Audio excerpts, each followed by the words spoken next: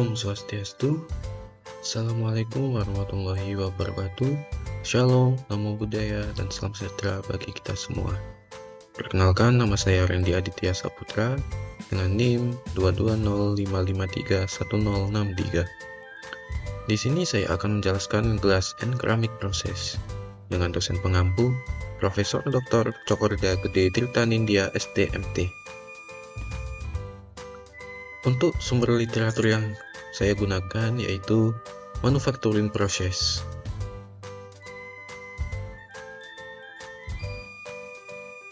Yang pertama ada Glass Process. Basic Glass Making. Pembuatan kaca melibatkan 3 langkah dasar: pencampuran, peleburan, dan pembentukan.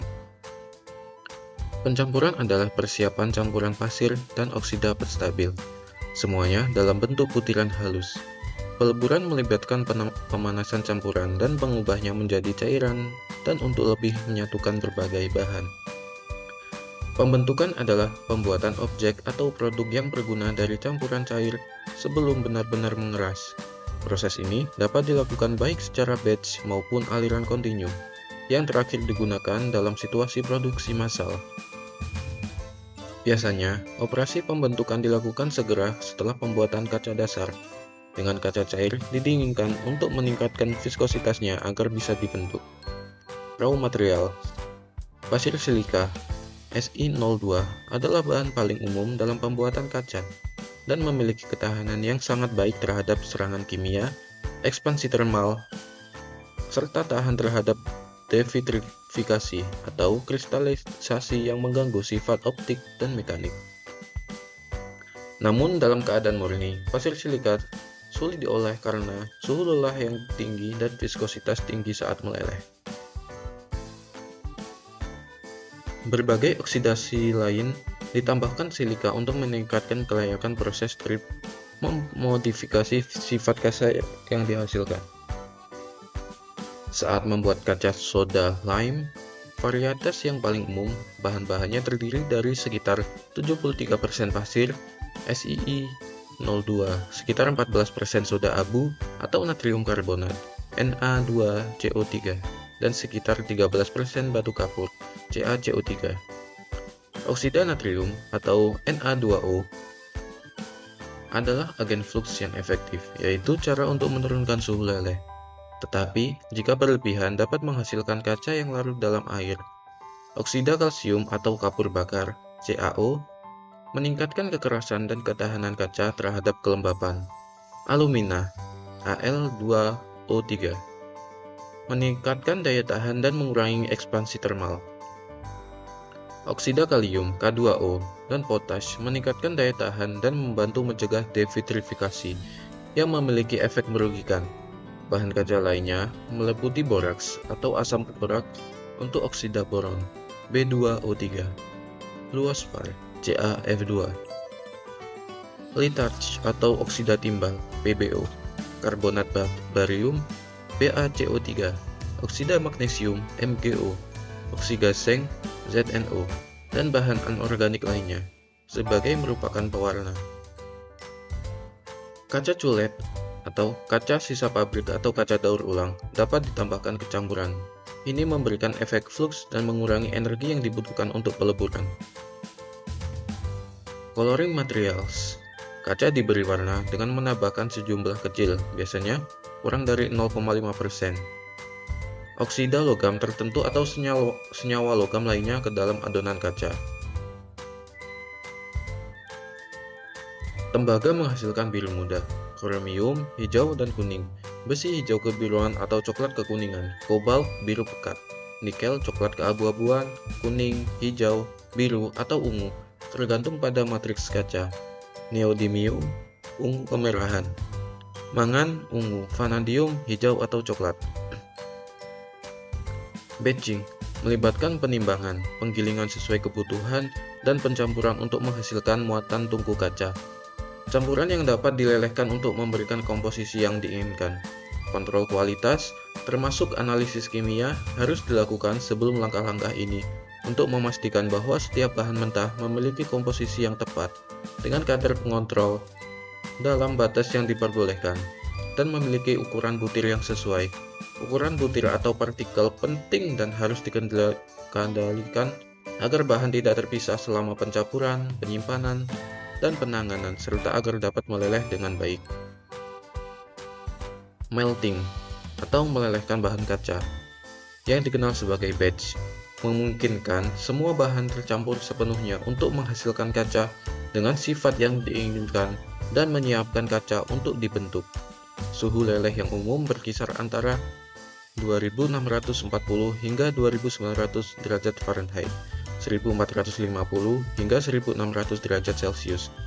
Panas disediakan oleh gas, minyak, atau listrik. Gas alam adalah bahan bakar utama. Propana digunakan sebagai cadangan. Ketika jumlahnya kecil, peleburan dilakukan berdasarkan batch di tungku pot atau tangki harian. Peleburan produksi tinggi dilakukan di tungku kontinu untuk memiliki tingkat output hingga beberapa ratus ton per hari. Pot dibuat dari tanah liat, tahan api, dan dipanaskan dalam tungku batu-batu. Untuk gambarnya sebagai berikut. Pressing, sebuah gop atau kaca cair, ditempatkan dalam cetakan oleh mesin pengumpan gop otomatis. Sebuah plunger turun dan menekan ke kaca yang kemudian mengalir ke atas di sekitar plunger dan keluar untuk mengisi rongga cetakan. Ketika kaca mendingin dan mengeras, plunger ditarik, cetakan dibuka jika perlu, karena adanya undercut pada bagian tersebut, dan bagian tersebut diambil. Dalam beberapa kasus, kelebihan kaca memungkinkan harus dipangkas dari bagian tersebut. Dalam situasi produksi, sebuah meja putar digunakan untuk membawa cetakan dan dapat menampung hingga 20 cetakan. Flat glass process, manual methods for producing flat glass. Dua metode ini digunakan untuk membuat lembaran kaca datar sebelum adanya metode mesin. Dalam metode mahkota atau crown, pertama-tama ditiupkan sebuah gelembung bulat. Sebuah batang besi yang disebut punti dipasang di sisi yang berlawanan dengan pipa tiup, dan pipa tiup kemudian dilepas. Gelembung terbuka itu diputar pada sumbu punti sehingga kaca menjadi datar, menjadi cakram melingkar.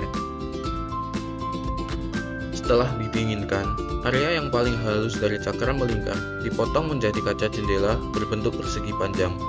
Metode lain yang lebih produktif dan berkualitas lebih baik melibatkan tiupan manual dari sebuah gelembung yang dibentuk menjadi silinder. Kedua ujung silinder dipotong, dan sebuah sayatan memanjang dibuat sepanjang tabung yang dihasilkan. Potongan persegi panjang melengkung yang dihasilkan ditempatkan di atas batu pemipih dalam oven. Di mana kaca telah melunak, kaca itu diluruskan dan ditekan rata terhadap batu. Seperti halnya metode mahkota, kualitas kaca jendela yang dihasilkan buruk dan cukup bervariasi dari satu potong ke potong lainnya. Tetapi, kaca berukuran lebih besar bisa diproduksi. Drawing sheet glass, the Foucault process. Proses Foucault adalah metode produksi mekanis pertama yang berhasil untuk menarik kaca lembaran langsung dari sebuah tangki. Proses ini pertama kali dilakukan dalam skala produksi pada tahun 1914. Sebelumnya, produksi kaca datar setidaknya sebagian dilakukan secara manual. Metode ini terkait dengan baby twist, sebuah balok tanah liat panjang dengan celah memanjang. Balok ini mengapung di atas kaca cair, tetapi ketika ditekan sedikit ke bawah ke dalam kaca cair, sebagian kaca naik dari celah tersebut. Heat and Chemical Treating Operation, annealing, adalah prosedur pemanasan yang dimaksudkan untuk mengurangi tegangan dan regangan sisa pada objek atau lembaran kaca. Suhu perendaman untuk kaca jendela berkisar antara 815 hingga 1100 derajat Fahrenheit, 435 hingga 595 derajat Celcius, tergantung pada jenis kacanya. Suhu ini dipertahankan selama waktu yang cukup untuk melepaskan tegangan yang ada dan menstabilkan kaca. Pendinginan kemudian dilakukan untuk laju lambat dengan cara terkendali hingga mencapai titik tegangan untuk kaca jendela, sekitar 670 hingga 900 derajat Fahrenheit, 355 hingga 500 derajat Celcius. di mana pada titik ini pendinginan cepat tidak menimbulkan stres permanen tambahan. Tempering adalah cara untuk membuat kaca lebih kuat dengan menimbulkan tegangan akan di permukaan kerja yang dikeraskan. Kerusakan pada kaca hampir selalu terjadi karena kegagalan tegangan tari di permukaan. Tegangan tari internal kurang kritis. Tegangan sisa tekan di permukaan kaca menyeimbangkan beban tegangan tari pada produk.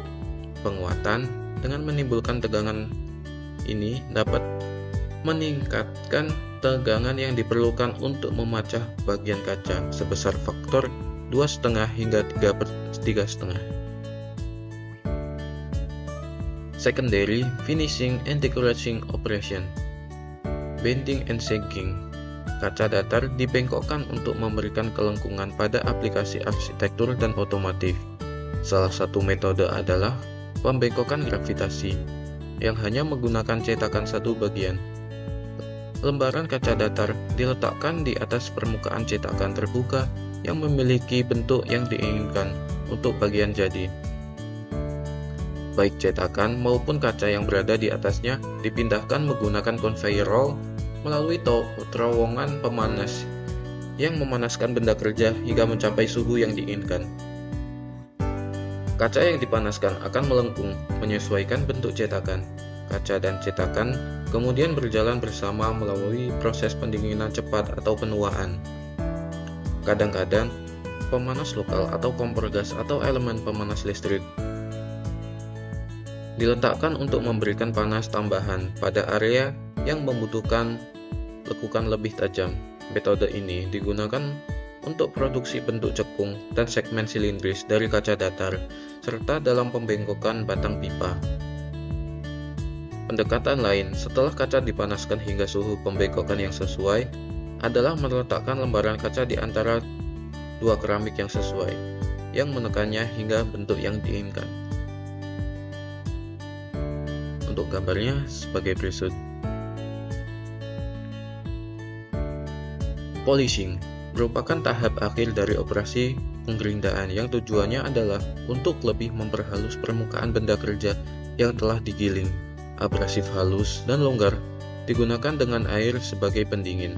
Senyawa pemoles diterapkan dengan kain pemoles berputar bertenaga yang dapat terbuat dari kain, sikat bulu, kulit, felt, kayu poplar, atau salah satu logam yang lebih lunak. Benda kerja ditekan ke kain pemoles yang berputar atau sebaliknya. Fusion sealing. Segel kaca ke logam penting dalam peralatan kaca yang dibuat untuk penggunaan ilmiah. Segel ini dibuat dengan memanaskan baik kaca maupun permukaan logam. Logam sebaiknya memiliki lapisan oksida tipis di permukaannya. Kaca akan membasahi permukaan ini dan menyerap oksida logam sehingga sebagian larut ke dalam kaca. Hal ini dapat mengubah warna kaca di antarmuka dan dengan demikian dapat memberikan indikasi bahwa segel tersebut kuat. Ketebalan oksida yang tepat untuk operasi ini difasilitasi dengan memanaskan bagian logam secara memadai dalam oven untuk mengoksidasi permukaan dengan oven. Waktu dan suhu dapat dikontrol secara akurat, namun terkadang oksidasi dengan api digunakan sebagai gantinya. Glass fiber manufacturing. Serat kaca dibuat untuk beberapa aplikasi utama termasuk ubin tekstil, penguat plastik, wol kaca untuk isolasi termal, dan serat optik untuk dua jenis penggunaan. 1. Serat optik tradisional, transmisi pencahayaan atau gambar, dan 2. Serat optik komunikasi, transmisi informasi seperti data komputer atau pesan telepon dengan metode pulsa cahaya. Metode yang digunakan untuk memproduksi serat untuk aplikasi ini serupa, tetapi memiliki beberapa perbedaan khas, kecuali untuk serat komunikasi. Semua metode dimulai dengan kaca cair yang mengalir sesuai lubang kecil untuk membentuk untaian kaca.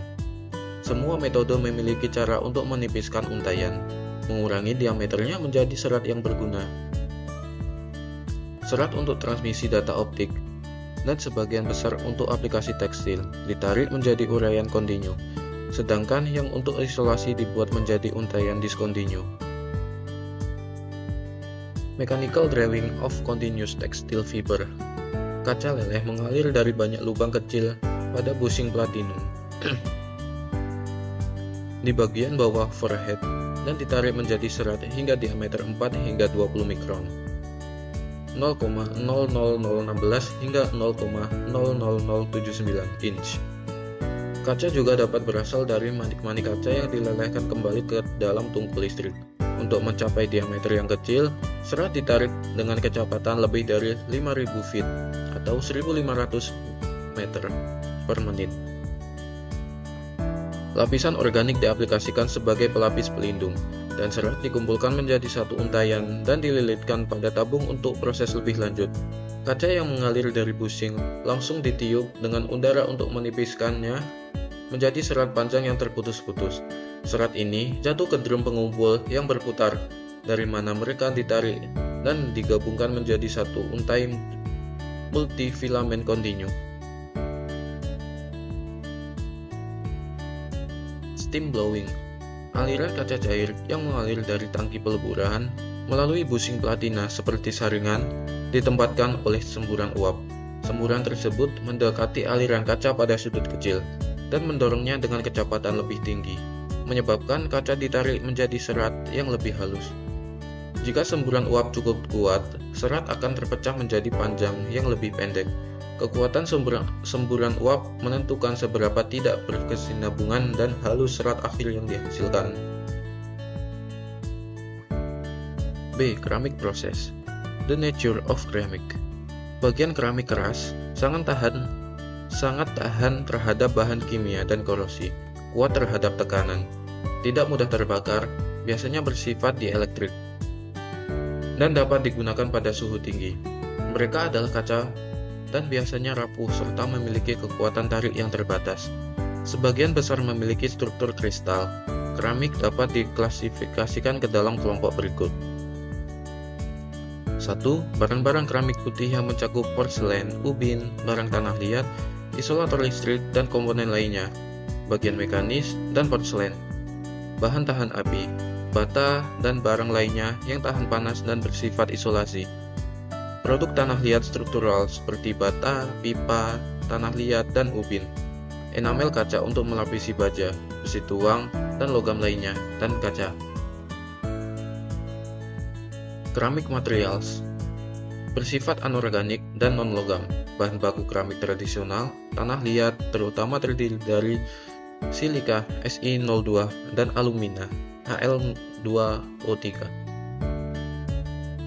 Tanah liat adalah bahan utama dalam pembuatan tembikar, bata, ubin, pipa, peralatan sanitasi, peralatan makan, porselen, dan tembikar.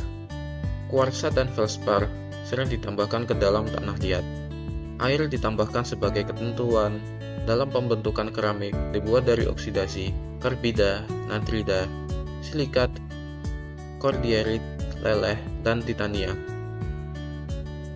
Bahan refraktori kemudian dengan oksida magnesium dan kromit Cr202O3 serta silika dan alumina. Ceramics Operation Sequence. Urutan operasi untuk membuat bagian keramik dapat bervariasi secara signifikan, tergantung pada faktor biaya, bahan yang digunakan, serta bentuk, kompleksitas, dan aplikasi dari bagian yang sedang dibuat. Namun, sebagian besar keramik dibuat dari bahan bubuk. Urutan khas untuk membuat bagian tersebut meliputi hal-hal berikut. 1. Persiapan bubuk, penggilingan, pengelompokan, dan pencampuran. 2. Operasi pembentukan seperti pengepresan, jiggering, pengecoran atau ekstrusi, dan lain-lain. 3. Pengeringan. 4. Pembakaran, dan 5. Penyelesaian. Isostatic pressing. Beberapa proses pengeresan bersifat isostatik menggunakan cetakan yang terbuat dari elastomer fleksibel dan ditempatkan ke dalam bejana tekanan. Tekanan dalam bejana yang ditransfer melalui media air, minyak, atau gliserin memadatkan bubut dalam cetakan. Pendekatan ini digunakan pada isolator busi yang memiliki mandra logam di tengah untuk membentuk logam tengah dan elemen fleksibel untuk membentuk permukaan luar secara kasar. Jiggering adalah kemajuan dari proses manual yang digunakan untuk membentuk benda kerja terbentuk mangkuk atau berunggal lainnya di roda pembuat tembikar. Dalam proses saat ini, sebuah cetakan berat dari Gibbs, Paris dipasang untuk berputar pada porosnya. Sejumput bahan pasta ditempatkan di dalam cetakan, yang bentuknya sesuai dengan yang diperlukan untuk membentuk permukaan luar yang akan diproduksi. Gaya sentrifugal menyebabkan bahan mengalir ke dinding cetakan. Proses ini dibantu oleh sebuah alat, yaitu jigger shoe, yang turun baik secara otomatis maupun manual ke dalam cetakan dan membentuk permukaan dalam bagian yang diinginkan. Tape casting adalah metode produksi lembaran lainnya, slurry yang dibuat dengan cairan organik yang mudah menguap, ditempatkan pada sabuk plastik yang bergerak. Sabuk membawa material keramik di bawah pisau pengatur dalam posisi sejajar dengan permukaan sabuk. Material berlebih ditahan oleh pisau, sementara sabuk membawa material lainnya ke dalam lembaran dengan ketebalan yang seragam. Sintering atau firing. Dalam proses sintering, benda kerja keramik yang ditekan, dikeringkan, dipanaskan hingga suhu tinggi selama periode tertentu. Suhu tipikal berkisar antara 2500 hingga 3000 derajat Fahrenheit atau 1400 hingga 1650 derajat Fahrenheit derajat Celcius. Beberapa bahan keramik mungkin memerlukan suhu lebih tinggi dari 3600 derajat Fahrenheit atau sekitar 2000 derajat Celcius. Alumina tanpa bahan kaca yang termasuk dalam campuran dilebur pada suhu 3500 derajat Fahrenheit atau sekitar 1930 derajat Celcius. Terdapat dua mekanisme sintering utama: distribusi keadaan padat, ketika partikel menyatu tanpa meleleh seperti pada alumina murni, dan sintering fase cair, ketika kaca termasuk dalam campuran. Sintering fase cair terjadi, kaca mencair dan menyatukan partikel-partikel tersebut sehingga suhu lebih rendah. Hot pressing digunakan untuk membuat sisipan alat memotong dan bagian keramik lainnya yang berbentuk sederhana. Serbuk keramik yang kering dan halus atau bentuk awal serbuk ditempatkan dalam cetakan grafit yang didukung oleh bagian keramik. Tekanan diterapkan pada saat yang sama sehingga benda kerja keramik dipanaskan hingga suhu sintering. Namun, suhunya lebih rendah daripada yang diperlukan untuk sintering, biasanya karena kombinasi tekanan dan suhu membantu dalam mengikat partikel tersebut. Bentuk-bentuk bagian yang dapat diproses dengan cara ini terbatas, tetapi bagian-bagian tersebut setelah ditekan, selesai atau hampir selesai. Proses ini digunakan pada beberapa material yang dapat dipadatkan melalui sintering tanpa tekanan. Hot Isostatic Pressing atau HIP melibatkan pemadatan isostatik bubuk dan bahan lainnya pada suhu tinggi. Sebuah bejana tekanan yang diinginkan dengan air memiliki tungku suhu tinggi internal digunakan. Tekanan mencapai sekitar 45.000 lbf per inch atau 310 MPa dan suhu sekitar 3.600 derajat Fahrenheit atau 2000 derajat Celcius. Gas argon, nitrogen, atau helium diberi tekanan dan bekerja pada permukaan benda kerja melalui enkapsulasi kaca atau logam yang tertutup rapat. Proses ini berlaku untuk logam bubuk dan sermet serta bubuk keramik dan digunakan untuk menghilangkan rongga pada cetakan untuk bagian kritis seperti bilah turbin untuk memadatkan bagian logam bubuk hingga hampir 100% kepadatan logam yang digunakan dan untuk mengikat material yang berbeda bersama-sama. Sekian presentasi dari saya, kurang lebihnya saya minta maaf. Saya tutup dengan Paramasanti, Om Santi Santi Santi Om. Terima kasih.